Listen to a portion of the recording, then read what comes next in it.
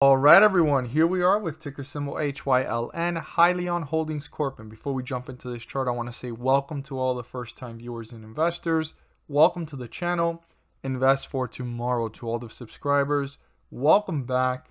And let's jump into this chart. But before we jump into the chart, I do want every single investor to be aware of something that I do weekly, and I don't think every single investor and viewer knows about these videos that I do, because sometimes notifications don't get sent out. I do a video about this once a week and many people overlook it, and I title it the S&P 500 Index Analysis. Some people are like, well, what is that? Like, why do I want to know about the S&P 500 Index? A lot of people come across my channel looking for an individual ticker symbol, like for example, hypothetically speaking, right now, HYLN, that's what you're focused on. You don't look at many of the other videos. Now, many of you, which I know because I see it in the different videos and you guys comment and so forth, do take the time and watch multiple videos because either you want to know what's going on in other areas or you're invested in these different areas. And I appreciate that. It's not about how many videos you watch or not, but just hypothetically speaking, the overall viewers come across my video or subscribers and they're looking for specifically the ticker symbols they want to know about, and that's it. And that's fine. That's perfectly fine. That's nothing wrong with that. But a lot of people are overlooking the videos when I talk about the S&P 500 index, and I want more viewers to be aware of this because this is something to maximize and take advantage of for as long as it lasts. It's been lasting all year. It's going to go into 2021. I don't know how far into 2021. Right now, we only know that it's going to exist until January 14th, until the next release date is announced. If there's a release date, or it could be the end of it and say, okay, the announcement for the next release date is actually that this was our last time frame, right? So I want us to go ahead and jump into the S&P 500 index real quick. We're going to look at it. I have circles drawn over every single time the S&P 500 index has risen, and these have been the dates of the pumps. All of these. Now ignore the MACD. I gotta leave it there, but I want you guys to see the fact that the S&P 500 index has been rising several points. So the lows here, right, on the 8th, all the way up, right, were right here at 36.78, and it went all the way up to let's see, this is the 9th already. It went up to 36.94 in the same day. One of the previous ones was right here, and there was lows here on November 30th leading into the 1st. If you got in on the 30th, which was a Monday, you would have ridden from down here at 35.94 all the way up to 36.70 something. So that was almost 80 points. But on the date itself, like if you just read it in the morning, it was from 36.20 all the way up to highs of 36.77. That's still 50 points. And total from getting the dip on Monday and riding it towards that date of the pump and the highs of the pump, you know, it was almost 80 points. So when you look at this, you know, it's a proven track record. We're watching it every single week. It goes up several points. What does that mean for us as individual investors? Well, there's individual ticker symbols, right, that the S&P 500 index is rising with, right? And these individual ticker symbols are taking that ride, and if the S&P 500 index is rising, it rises up several points. There's individual ticker symbols rising up anywhere from a few cents to a couple dollars. Now, I've seen some rise 30 cents to $3, some rise even more, but not necessarily every single ticker symbol is going to rise up the same way or just as quickly or same form. Now, another thing too, which I just saw here as I did the previous video and I didn't talk about it when I was doing SNDL, is that the pumps do help the market rise, but for the most part they do this. I don't know if you see that line there that I drew and then circled. That date was the highs of the day before. It fell to new lows and it brought itself back up and it leveled off. That's what the pumps are really there for, to level off the market from hitting newer lows. And we see that here just happen. These were the highs of yesterday. These are the lows reached, and then we led on to today, the date of the pump, breaking even. So that is one of the most important things about these pumps, that they're here to level off the market or bring it back up. Now, some days have been weaker than others, but for the most part, the slowest days or lowest days were like 20 points, 30 points on the S&P 500 index, and the highest have been anywhere from like 70 to 100 points in the S&P 500 index, which then means there's individual ticker symbols rising up with it several points. So let's jump into HYLN. I really needed to share that with you guys. Now, in that video and right now as I'm discussing about it, I'm not telling you guys to buy anything from the S&P 500 index or something particular individually. I'm not here to tell you to buy, sell, or hold anything. I'm just here to enlighten everyone on the great news that there is an opportunity to do your research and due diligence and maximize these plays. So check it out.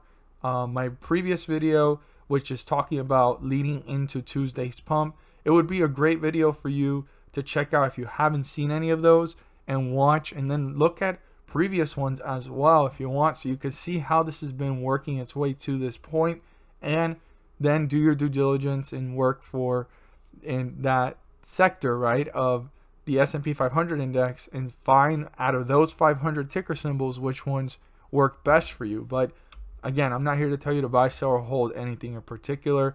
I'm not guaranteeing profits, but there is an opportunity there, and I don't want you guys to miss it. Even if you don't feel comfortable trading, paper trading just to see what's going on, you know, that's something to consider as well. I do it myself to this day. You know, there's things that I'm trying different techniques and learning different things to go ahead and work with, and sometimes it's pretty beneficial to paper trade. I didn't really use paper trading till this year. I never used it before. I actually wanted to sink myself into the waters with my own risk, right, and my own leverage, and then I started paper trading this year to do other things that I wanted to further expand on, and I wasn't too comfortable doing with my own leverage. But let's jump into HYLN. HYLN has done a slight recovery move, and this is what we were waiting for. It's that one moment of aha. Someone was waiting for this to dip to the $15 range and appear. But I'm still a little concerned. The reason why is because this indicator right here, yes, we've built some momentum here. It's supposed to stay up, and it's supposed to actually push the stock forward. So that could be a possibility, but you can see here that it was a really faint and low amount of upward movement, and then it continued to dip. And that's what has me slightly worried here, that we're gonna repeat something like this. It looks like there's a upward movement, and then it's gonna continue down, because this, like I said in my previous videos, this has room to go anywhere between $15 to $13. I don't think it'll go much lower than that. If it does, I mean, that would be pretty drastic change from way up at 19, 17, 15, 13, and then hit almost $10. That's literally like IPO pricing again, before this was even Hyliion. This is all the way back to SHLL, Tortoise Acquisition. So we need to watch this closely. Like I said, all these support levels, but something I've been waiting for was for this to appear and this to reappear. So we were waiting for this to appear and start to work its way back up, and here we are with the green bars. Now my question is, how strong are these green bars? These green bars are actually appearing the last couple hours of the day, and it's just a few thousand shares. I mean, this was a drop of 48,000, 32,000, 20,000, right? And these green bars here is 5,000, 10,000, 5,000. That's nothing. And then this next bearish bar here is actually 22,000 shares. It literally like cancels out everything that just happened there. So we need to watch this very closely and see what's going on here, because the one thing I'm noticing is that it started to go down, right? And we're seeing that happen. I keep saying, well, is it going to happen something like this? It actually hasn't done that. It's been more subtle and not too sharp. And then you're starting to see a slope here coming back up. There's those green bars there. We need to see if these green bars are going to build up, and there could be some momentum that starts. And we're going to look at our resistance and most important points right now based off the chart in just a moment, and also look at our support. But is that momentum just now? Is it the after hours kind of allowing that to happen? Like, those are the things we need to really be asking and watching, because it fell down. Okay, we see that, and here we are. This is the moment we've been waiting for this to appear and come to an end, and for this to start, to see if there's some momentum being built. But it looks a little weak. It has to start a little stronger, because if we look at previous times, you know, it actually comes in stronger than that. It doesn't come in with like 2 little bars. Like, you know, it comes in with much more green bars and larger ones building up. So we need to watch this, and it could be the beginning of an upward trend. I mean, the last time there was an upward trend, you know, for it to build up and lead into this position, which was literally this little amount of rising, which was from $18 to $20 and some change. It took this amount of time. So it was on its way down, building itself back up through the consolidation, and then it actually, all this hard work of green bars appeared here. And that's what we need to watch for here. Like, what's going to happen next? Like, is this going to actually rebalance itself and come back and start this trend here that it took some time, right? It took a few days for that reaction to finally show. Or is this just a slight momentum here? It looks like we're above the closer moving average, but doesn't mean that we're going to get very far, right? We just saw that previously in history of the chart a few days ago. And this is a nice upward slope here where we're seeing this have a nice curve, but what's going to happen the rest of the time here? We don't have that information yet. That's where we got that question mark to see. We need to watch this closely in the morning.